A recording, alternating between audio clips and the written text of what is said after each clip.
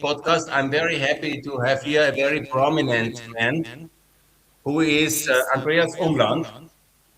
He is one of the leading German experts for Ukraine, lived many years in Ukraine, and is one of the experts about NATO enlargement, about the whole situation. I'm very happy, Andreas, that you're here. Please introduce yourself. Thanks for your kind invitation and an announcement. I have two positions now. One is as an analyst for the Stockholm Center for Eastern European Studies at the Swedish Institute of International Affairs. And a new position is that of a so-called policy fellow at the newly founded European Policy Institute in Kiev, EPIC short, which is just to be founded and announced. I live partly in Kiev and follow the situation both from Kiev, but also partly from Berlin and Stockholm. Let me ask you, you are living at the moment in Kiev and in Germany. Have you been during the war in Kiev? Yeah. I think I spent, I would say, like half of the time in Kiev, and the other half because of family reasons and other obligations outside Ukraine. Currently, I'm in Berlin. I'm also often in Stockholm or in Poland as well. But most of the time, I'm in Kiev. It's you're really a hero of mine. We know from Ukraine already when I lived there, and I really admire your courage also to stay there during the war. Thanks a lot, Andreas, for all you do for Ukraine. Thank you, though I'm not as heroic as others here who go to the front line and to do sort of monthly trips into actually the close to the kill zones at the front line. I do something like that only very rarely and largely remain in Kiev. You're a political scientist, and of course, this war must also be won politically and institutionally. Let's talk about it because we arranged for this interview to be at 4 years of this war. Now, in the end of February, it's 4 years. Please, can you explain where are we now? Where do we stand at the moment in 2026? The initial plan of Putin has obviously not worked out, and basically since 2023 the front line has been with only little change for Russia. Russia has moved a little bit ahead, but it had actually lost a large part of what it had conquered in 2022, in spring 2022. It lost again in autumn 2022. And for instance, the city of Kherson that was occupied by Russia and then liberated again. Since then, Ukraine has also not been able to move forward. Again, there was this short episode in Kursk when Ukraine occupied a small part of Russia, but now there are no Ukrainian troops on Russian territory, to my knowledge, anymore. But also Russia has not moved far ahead. It has conquered a few more square kilometers, but at a very slow pace. And what Russia is now trying to do is to take basically the population, the civilian population of Ukraine hostage to bomb the energy infrastructure during winter, during a very cold winter, and thereby to get a victory with this terror campaign, not with the war itself, with fighting on the front line, but instead with this terror campaign, and also with this negotiation theater that Russia is playing with the West, especially with Trump, and that is quite effective apparently for Trump, who believes that, and many people in the West believe that these negotiations are leading somewhere. I don't believe that yet. I don't think that there is enough pressure, economic pressure and military pressure yet on Russia to actually engage into real negotiations. That is all a big theater that is meant to distract the West, and especially Trump, from more feasible solutions to the conflict. And so Russia is now trying to achieve its war aims that it cannot achieve via war with the terror campaign against the civilian population of Ukraine, and with this negotiation theater. That is where we are here. And unfortunately, not all people recognize these rather simple things, and they believe that both sides have a sort of conflicting interests, and all one what needs to be done is to find a compromise between them. But that is unfortunately not what this war is about. This war is about the destruction of the Ukrainian nation state. That is the aim of Putin, and he will continue so with different means, with traditional military means, with terror campaigns, with diplomacy, with disinformation, with whatever is possible and useful. And unless that is fully understood among ordinary people in the West, but especially among politicians, diplomats, experts in the West, I don't think we will see an end to this war. But Andreas, since Alaska now in the summer, half a year of constant carrot of peace negotiations, 28 points leading to nothing. Yes, and that was also, in a way, the situation already before 2022, when there were also a lot of negotiations. There were these Minsk agreements and the Geneva Declaration and so on, and there was a lot of contact before, but it didn't lead anywhere. And Ukraine is now ready to go for far-reaching compromises to limit its sovereignty, to, for instance, agree to a postponement of its accession to NATO, which is written into the Ukrainian constitution, or to agree that the current front line becomes the future contact line in a ceasefire, although that means that Ukraine is de facto losing territory, state territory that is recognized internationally, and also by Russia actually recognized in numerous treaties. So Ukraine is ready for these compromises, but as I said, this is not about compromises. This is about destroying the Ukrainian nation state, or getting the Ukrainian state under Russian control in one way or the other, in a military or non-military way, with kinetic means or non-kinetic means.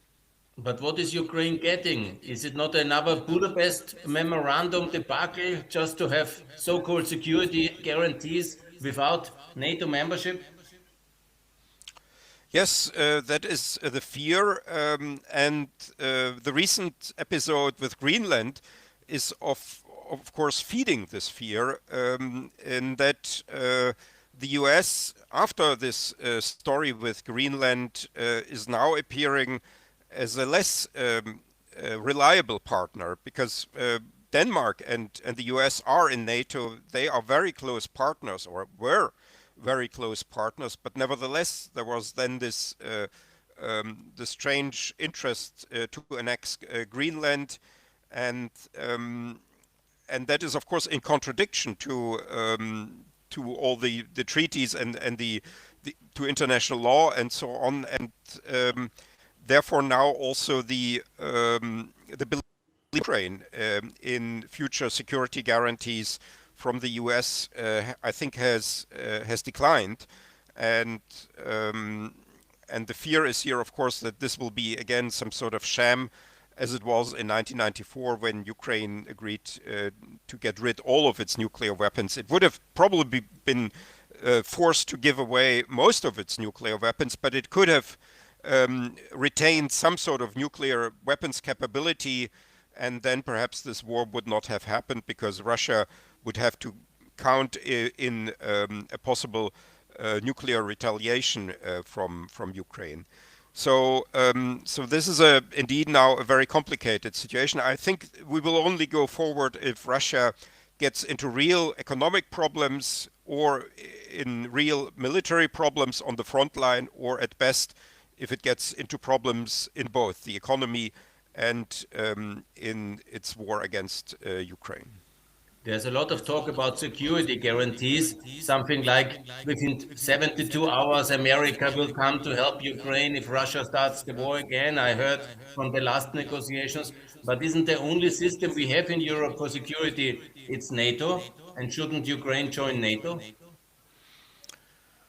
Yes, but that is now not possible, I'm afraid, because the current entry of Ukraine into NATO would mean that NATO would be at war with Russia, and there will be always some countries would perhaps be willing to go that far, but there will be always some countries that will be against it. I've earlier already published, before the start of the full-scale invasion, a thesis that I think that I fear that Ukraine will only get into NATO when it will not need NATO anymore. Then, when the risk for the other countries will be close to zero, then they will all agree to let Ukraine in. But Western Germany joined as a divided country in 1955. Is this not a role model which could be applicable for Ukraine? Yes, but for that, I think there would have to be an impression in the capitals of the NATO member countries that Moscow is sort of saturated. That, let's say, if we have a ceasefire where the current territories that Russia has occupied are kept by Russia under temporary occupation, and if then something happens in Moscow that persuades everybody in NATO, all the countries of NATO, that Russia does not want to go further, then I think, that was the situation basically with Germany in the 1950s, that Stalin basically, and then after his successors, they made no signs of actually going further. And then the accession of West Germany in 1955 to NATO was not that much of a risk anymore to the other countries of NATO. Let's discuss about the military situation. Is the West, is the European Union doing enough for Ukraine to win this war in terms of military supply and financial support? Well, obviously not, because what we have now is a humanitarian catastrophe in Ukraine, including its capital, Kiev, that is probably not in the interest and to the liking of the European Union. And there could have been done much more to prevent such a situation. There could have been more weapons being delivered. There is for a long time already the plan, which is now called Sky Shield, of creating no-fly zones over Ukraine, or if you want to call them in a different way, air protection zones, where basically, for instance, Western interceptor airplanes would help the Ukrainian air defense to intercept, let's say, cruise missiles or ballistic missiles and drones that fly into Ukraine. These are all old ideas, now almost 4 years old, and unfortunately they are not implemented, and that's why we are getting now in this very complicated situation. And one can only hope that the temperature will go up, and because I don't think that Ukraine can cope with so much stress for much longer. Very cold winter and these targeted strikes by Russia against the Ukrainian energy infrastructure. But Andreas, we are now 4 years of war. How can we be surprised by the winter? Why are we not better prepared as EU and as Ukraine? Yeah, and what I'm also asking myself, how do people not better see their own self-interest in protecting Ukraine? Because in the worst case scenario, if Russia really succeeds in cutting off, basically in destroying the Ukrainian energy infrastructure, are people, let's say in Austria, where you are really ready to welcome hundreds of thousands of new Ukrainian refugees? Is Austria ready for that? Is Germany ready for for a couple of more million Ukrainian refugees? Is that really in our interest? Do we want that? And also the larger repercussions of all of that are of course very frightening, because the world order that has emerged after 1945 is crumbling now, and there are many countries around the world, not only in Europe, who are looking at both, at Russia and at Ukraine, and who may be drawing their lessons from what is happening to Ukraine.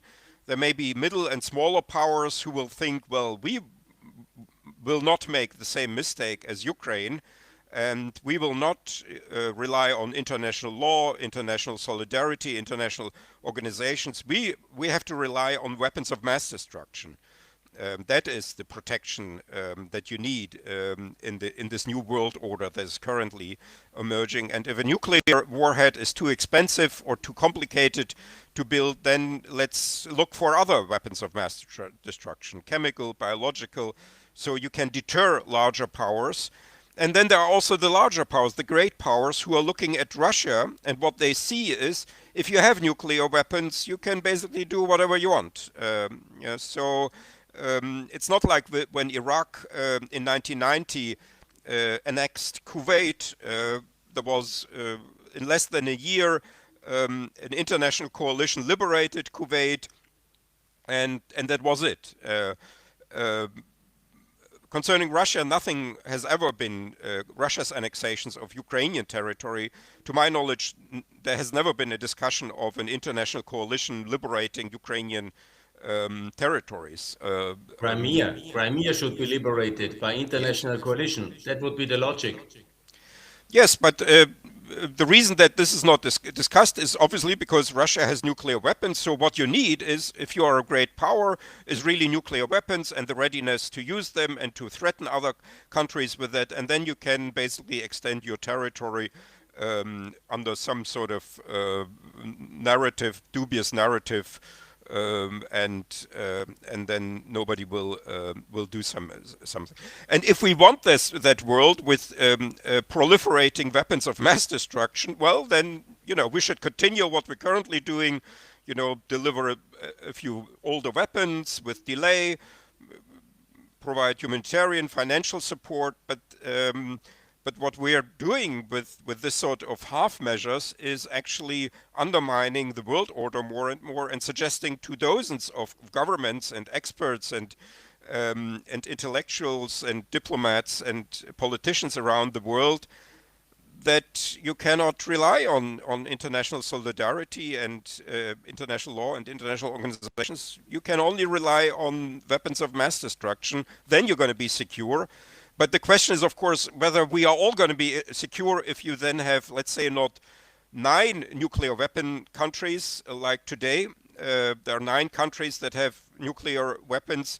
But if we have maybe in 5 years 19, or in 10 years 90 nuclear weapon states, is that really the world we want to be in? And of course, if you have if countries have nuclear weapons, that does not mean that everything will be sort of secure and technically proper, and the use of these nuclear weapons will only follow rational guidelines. Lots of things can happen, as we know. If you have these weapons of mass destruction, whether nuclear, chemical, or biological, then of course many things can happen to these weapons, and the more there are, the higher the risks are. If we want that, we can continue what we currently are doing, and I'm afraid we will live in 5 or 10 years in an entirely different world, where we will think with great nostalgia about the so-called liberal rules-based order that existed for the first 70 years after World War II. And in retrospect, was it a mistake of Ukraine to give up the nuclear weapons of the Soviet times in exchange for the Budapest Memorandum and the American guarantee of security? Well, I think maybe Ukraine really did not have much of a choice to eventually get rid of these weapons, because there was a lot of pressure from Russia and from the US to get rid of them. But perhaps Ukraine could have gotten a better deal than the Budapest Memorandum. Um, I mean, NATO membership. yeah, NATO membership would have been the most sort of the most obvious to do. But there was then this was a time when this all there wasn't even it wasn't even clear at that time when there were these trilateral negotiations between the U.S., Russia and Ukraine. It wasn't even clear that the East Central European countries would become NATO member countries. So it would have been very unusual in '93, let's say, for Ukraine to suddenly come up with the idea of entering NATO. But what Ukraine may have been able to get in 1994 is a more serious document than the Budapest Memorandum, something like a mutual aid pact with the US, something like what South Korea has with, for instance, with the US, where there would be actually more serious security guarantees. The US only gave so-called security assurances in the Budapest Memorandum, and Britain too. And security assurances are much weaker. And in fact, if you look at the text of the Budapest Memorandum, it's actually in some ways ridiculous, because what Ukraine got then is the promise from the US and from Great Britain that Great Britain and the US will not use conventional and nuclear weapons against Ukraine unless Ukraine attacks the US or Great Britain. That was, that is the message from the, I mean, it's a ridiculous, in a way, document. So that could have been perhaps been formulated in a different way. But at that time, it also did not seem as if Russia will ever be that much of an enemy of Ukraine. Then it was a democracy. It was a different president, President Yeltsin. It had actually just, Russia had itself just started a process of westernization, of negotiations with the European Union. Russia was part of the Partnership for Peace program of NATO, and Russia itself was actually, becoming closer and closer to the West, and then became a member of the Council of Europe, of the G7 became the G8, and so on. So that was a different period, but it turns out it was only an interregnum. It was just a sort of short phase between two imperial phases during Soviet times and now during Putin. Andreas, if we don't allow Ukraine in NATO, does Ukraine have another chance than trying to acquire a nuclear bomb in order to be secure? That's a good question. It's often also discussed in Ukraine.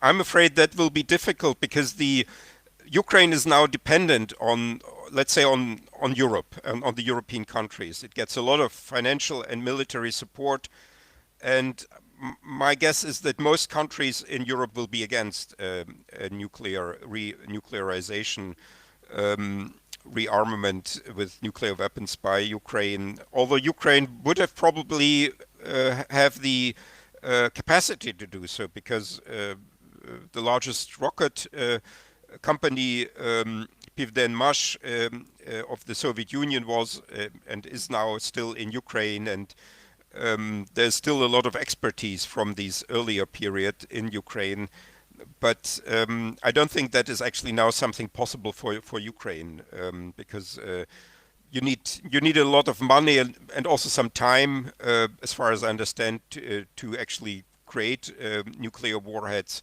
and that is currently perhaps out of question. In December 2025, the EU has made the historic decision for 90 billion euro bonds for Ukraine. Very important. Is it enough money to win the war? I'm not sure. At least it is enough for Ukraine to survive for another year, another 1.5, or even 2 years. and in that way, it's a good signal. But it's certainly not enough. And as I said, I think this is substantive support, but because it is insufficient for Ukraine to prevent something like the current humanitarian catastrophe with the attacks on the energy infrastructure, the worse the situation gets for Ukraine, the worse it will be for future world order, because of course, not only we Europeans look at what is happening. We Europeans are, maybe not Austria, but most Europeans are in the comfortable situation that they are in NATO, even with the currently strange government in the US. It's still the by far strongest military alliance of the world, by far. But many countries in the world don't have that, and they may have also some alliances, some treaties, but they are in a much more precarious security situation, much closer to the Ukrainian situation than to the situation of Germany or France or Italy. And they will make the worse Ukraine, the fate of Ukraine will be, the worse will be for new world order, because these countries will be thinking, well, we don't want that to happen to us. And if we cannot get into NATO, Latin American countries or African or Asian countries, we need other protection. And I'm afraid the solution will be weapons of mass destruction. And so this is something that worries me, not just about Ukraine, but about the future also of mankind. Andreas, the German government now is very pro-Ukrainian and has made 2026 a real priority budget. I think it's 11.5 billion bilateral aid for Ukraine. Thank you very much. You are a very good supporter. How do you assess the future? And if you can drop some sentences about the Taurus. Yes, this is an impressive amount, but still, if you look at the percentages of the GDP, that is still somewhere in the middle among the various European countries. There are many countries who have and who are spending more, a larger percentage of their GDP for helping Ukraine. The Baltic countries, Scandinavian countries, and others as well. And so Germany could do much more, and I think Germany should do more, and I think Austria as well, because we did a lot of bad things to Ukraine between 1941 and 1944, and so we have also a historical responsibility here to the Ukrainians, and we have the economic capacity to do so. But unfortunately, the discourse, I guess it's somewhat similar in Austria and in Germany, is such that you have large political forces who are even against the current help that these countries are providing. They even think that that is too much, or that it allegedly is escalating the war or something like that. So that is a difficult discussion. With the Taurus, unfortunately, the Russian propaganda has achieved in Germany that a majority of Germans are against delivering Taurus to Ukraine, because apparently most Germans believe that this will drag Germany into the war, and that Putin then will start bombing Germany in response to a delivery of Taurus missiles. Although we have already the example of the Storm Shadow missiles of the from Britain, the Scalp missiles from France and from Italy. They have been used, and nothing has happened. So it would be a risk worth taking, but I'm afraid as long as public opinion is against it, Germany will not change its position. Although there are very good arguments to do so. There's, by the way, an excellent Substack from April 2025 by a German rocket expert, missiles expert, Fabian Hoffmann, on exactly the Taurus zombie, as he calls it, this discussion and and the unsustainability of the arguments against the delivery of Taurus. This has been all discussed, but unfortunately, the government and the parties of Ukraine have not managed to communicate this issue properly, and Russian propaganda instead has achieved with this nuclear threat the effect that most Germans fear this development. It's a coalition government in Germany, and Yeah. the Chancellor Merz, he has promised the Taurus. Is he the one who is blocking it, or it's this more pro-Russian Social Democrats? Yeah, I guess the pacifist, I would rather call it, side, or even partly pro-Russian part of the SPD plays its role. But my feeling is that the public opinion is the main problem here. Germany is a democracy after all. You cannot simply do something like that goes against the majority of Germans, and it's a national security issue.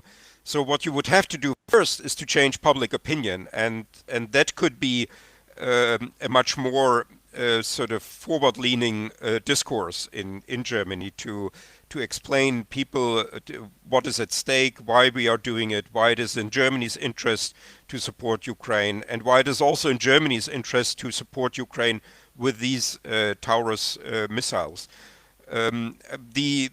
The strategy that Merz, I think Merz, at least that's my reading of him, would like to give Ukraine the Tauruses. He has mentioned that already in the election campaign. And I was actually back then somewhat surprised that he mentioned that in the election campaign, because it was not a popular idea then. And he took the risk to say about that when there was still the electoral campaign going on, taking a certain risk. So my impression is that he wants to actually do that. And what Germany now seems to be doing is that it's trying to compensate Ukraine, so to say, for not delivering the Tauruses by helping Ukraine to develop its own long-range missiles like Flamingo and others, and thereby sort of to have a similar effect without having these domestic political repercussions in Germany. If that works, that is also fine. I'm not. I don't. Maybe sometimes also this Taurus missile is overrated. If Ukraine can build something similar itself and use it and have actually a similar effect, that would be actually even better. Andreas, in terms of changing public opinion, it seems Russia is very active in Germany and Austria, and they seem to support some of the political parties. What's your assessment here in terms of AfD and FPÖ? Is Russia behind them? I wouldn't say that Russia is behind them, but we have already a lot of evidence that Russia has relations with them. I remember the FPÖ had once even an agreement with the United Russia Party. I don't think this agreement is still functioning, but that is how far the FPÖ went, to have actually a party cooperation with the ruling party, with Putin's party in Russia. The AfD, to my knowledge, never had something like that, but there are also lots of signs that there is support, basically, from Russia for the AfD, and there have been even contacts between the AfD and a man like Alexander Dugin, who is without any doubt a fascist, and who has expressed his sympathy for the SS and for Reinhard Heydrich and for Heinrich Himmler and people like that. And in spite of that, the AfD has had contacts with Dugin. So there is this connection, and Russia is supporting that. And in my home region, I come from East Germany. This is very effective, and that's where the AfD is big. And the Sarah Wagenknecht Union has been much less successful, but is also a party that had a lot of sympathizers in Moscow, to put it mildly. And so Russia is trying to push these parties and, for instance, to use its still existing influence among German Russians in the the immigrants with the German ethnic background who came from the former Soviet Union to Russia, they are still partly under the influence of Russia, but also through other channels. These groups, they receive a lot of support from American influencers and tech millionaires like Elon Musk. Yeah? Do you think that this is a coincidence or there is some level of coordination? Russia, some of these personalities, AfD, how do you think there's coordination or is it a coincidence? Well, there is a sort of I would say a congruence of interests in that Musk and the MAGA movement is now favoring the same parties basically in Europe that Russia is favoring, these right-wing populist parties that often tend to be, not all of them, but many of them are either soft or on Russia or even pro-Russian, and have little interest in Ukraine and Ukrainian matters, and also little interest in international law and the stability of a rules-based order or something like that. And so there is this congruence of interests, and that's why they then meet, so to say. But there's also direct, of course, contact. We know that Musk has been in contact with Putin. Trump is obviously in contact. The ultra-conservative wing of the Republican Party in the U.S. is in contact with Russia. So they have this overlapping interests and overlapping partners in Europe, and that is of course a very dangerous development. And unfortunately, it's partly working, as we see, for instance, from the opinion polls in Germany or also in Austria. On the other hand, the measures which the President Trump has done now to curb Russian export towards India, China, and some Venezuela, they could also lead to a much more economic, I don't say collapse, I want collapse, but economic crisis in Russia, which could hinder its war-making capacity. How realistic do you think that 2026 Russia will be really constrained financially, which must lead then to Russia ending hostilities? Yes, there are now a whole bunch of sort of parallel competing tendencies. The sanctions are finally having some visible effects on Russia.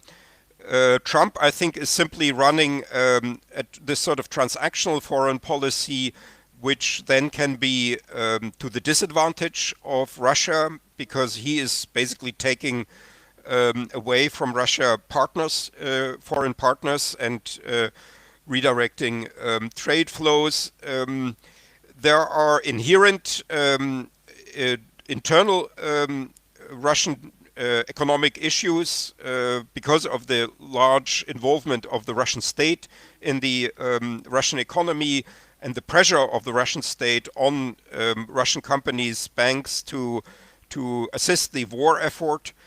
That is on the one side, these sort of weakening aspects, but on the other side, unfortunately, we have China that is supporting Russia. And what I see now is a certain race of this Chinese support for the Russian economy on the one side, and the various tendencies that are bad for the Russian economy. And maybe that will be the most important thing, actually, this year, how far these different economic, financial trade tendencies will be impacting the Russian economy. On the one side, one also has to say a very able Russian economic leadership in the Central Bank of Russia, in the finance ministry, that are sort of trying to solve these problems in the Russian economy, but also structural problems of the Russian economy, plus the Chinese support for the Russian economy on the one side, and then the sanctions and the transactional American foreign policy that are creating problems for the Russian economy. Ukraine has very successfully fought a war at the Black Sea and also destroyed a lot of military assets on Crimea in the last year. How effective is this campaign in terms of reducing the Russian occupation on Crimea? Well, I think it's a preparation perhaps for a future retake of Crimea, because Crimea was always seen as a sort of asset, a military asset of Russia, but now it may actually become a sort of a liability because it is isolated from Russia.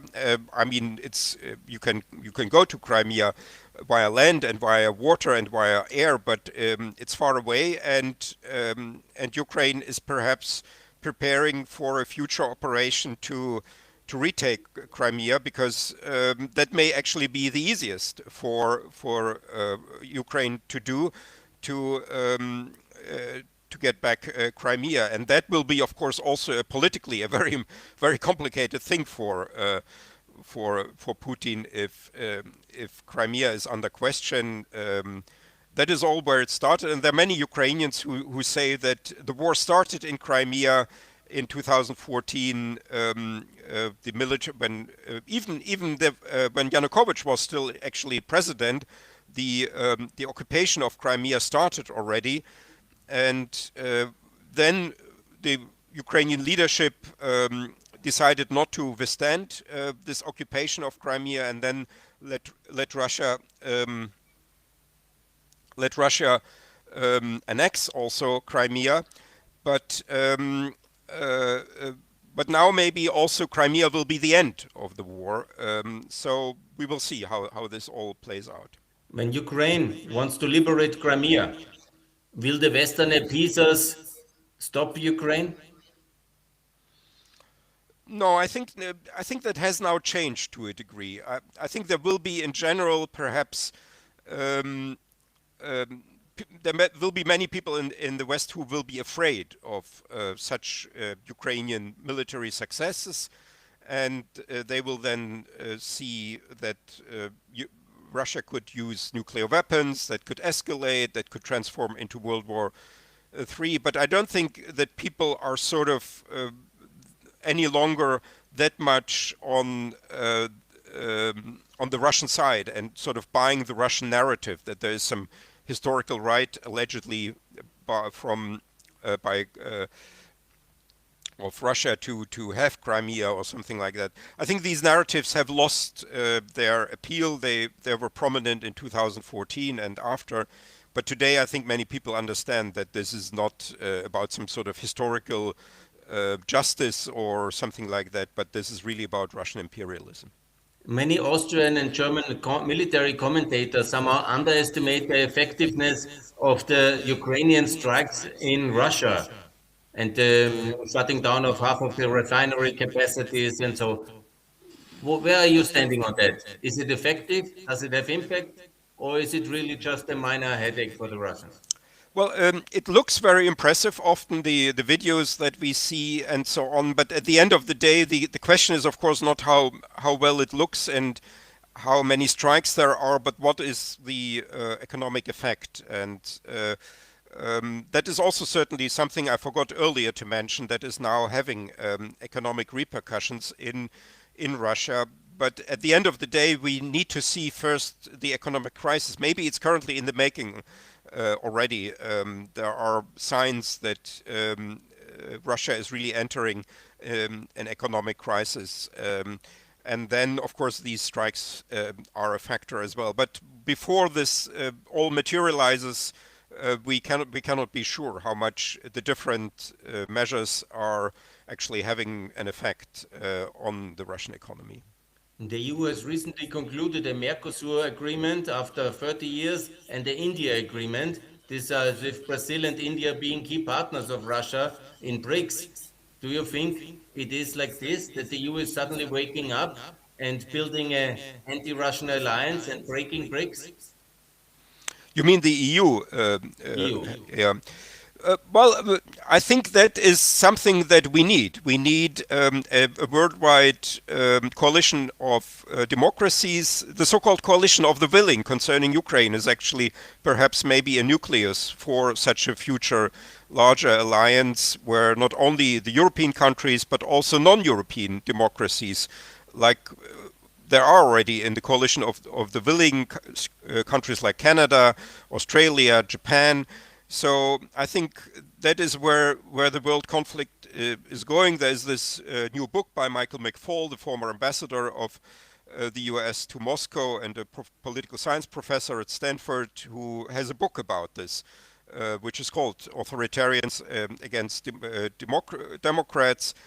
And so we need these larger coalitions because the other side, the authoritarian, the autocratic countries, they are building these transcontinental alliances. And what once Samuel Huntington described as the clash of civilizations is actually not happening. We don't have countries that are sort of aligning themselves according to culture or to civilization or to religion. The countries aligning with each other are aligning because of their political system they have. So there's this alliance of Russia, Christian Orthodox country, Iran, Islamic fundamentalist country, North Korea, paleo-communist country, and then Venezuela was part of it, and you have these very different countries with very different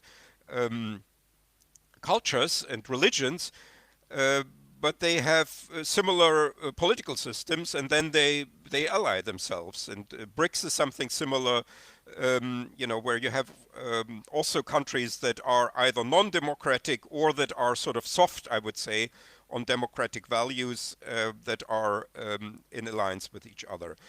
India, South Africa, Brazil, they are sort of, I would say, on the verge. They are both internally sort of not fully democratic, not fully liberally at least democratic. But there are other countries like China and Russia that are clearly autocratic and that are cooperating. So I want to break bricks. So I was very happy with this development. The other thing which I and know you as well, we have been fighting for 10 years, is that Ukraine is EU candidate country, but still in Germany and Austria, a lot of people have negative attitude towards that. Do you see Ukraine as a future EU member? How realistic, how fast we can do that? The speed is really the open question. How quickly it will be. President Zelensky has now said he wants it to already to happen 2027.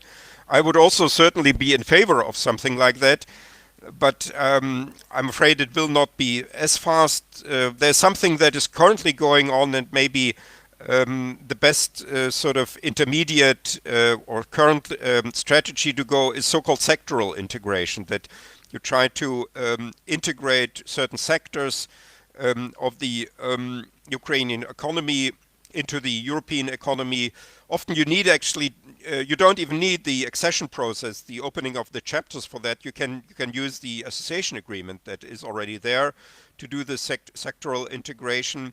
And as long as Orban is in power in Hungary, that is perhaps the only way to go. He must go. April 2026, he must go. Yeah, hopefully. But one has to prepare for the worst. So I think there are also other ways one can integrate, and then when the political moment comes, then take Ukraine into the EU. I think Ukraine would be, as strange as it sounds, an asset for the European Union in many ways. It is rich with natural resources. And it would be a security provider for the European Union because it has now unique experience. It has a large army. It has the most advanced, in many ways, army of Europe today, and and the European Union will need countries like Ukraine with military capacity in the future, because the world is changing, and it's not any longer only about trade and economic development. It's also about security, about military strength, and here Ukraine can bring a lot into the European Union. And it's also, of course, it's the largest only European country, fully European country, and it's also an important part of European culture, and in that way it belongs into the European Union. Since a long way, I'm advocating to treat Ukraine like the Balkan countries. And we have written articles about that one.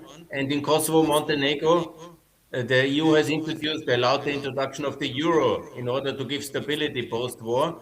Do you think Germany would consider such a possibility in the case of Ukraine in order to stabilize the Ukrainian economy and base the reconstruction and the possible 700, 800 billion, which it will cost, on the firm fundament of the euro? I'm not sure. I'm not an economist enough to know how helpful that would be. I could also imagine that there may be some Ukrainians who may not want that currently because of the strength of the euro, and that they may prefer a weaker currency to be more competitive internationally. So if it's useful, I would certainly be in favor of it, and perhaps the experience of on the Balkan with the introduction of the euro will then also be suggestive for Ukraine to either go that way or maybe not go that way. Andreas, one closing statement from your side. What's your road for victory? Will Ukraine win this war? Can we defeat Russia together? Yes, I think it's basically now in the hands of the Europeans to provide enough support for Ukraine, to equip Ukraine properly, to provide financial support, economic support, and to, for instance, engage also in the air defense of Ukraine. That is what we mentioned at the beginning already, that the eastern flank air defense of NATO should be integrated with the air defense of Ukraine, at least of western Ukraine and central Ukraine. And then these parts would be safe from, or safer than today, from Russian airstrikes. And then I think at the end Ukraine will win this war if it has sufficient support, and that will be in the interest of all the Europeans, and I would even say of at the end of the day of all people in the world, because as I said, with Ukraine, with the fate of Ukraine, basically the world order will either break or it will be preserved, and if the world order breaks and all countries will behave like in the jungle, like proceeding from the principle of might makes right, then we will be leaving our children a very dangerous world, which will be much worse than the post-war period. It will be more similar than to the pre-war period, to the pre-1945 period. This was my podcast interview with Andreas Umland, the leading German Ukrainian political scientist. I want to thank you very much for your optimistic outlook, for your road to victory. And we really, at this podcast, we want victory for Ukraine, integration in NATO, and the freedom to win. Thanks a lot for Andreas that you came, and good luck with your travels towards Ukraine. And now at this 4 years anniversary, sad anniversary of the war, it's time that Europe wakes up and gives Ukraine what it needs for victory. Thank you, Andreas. Thanks for having me. I stop now. Good.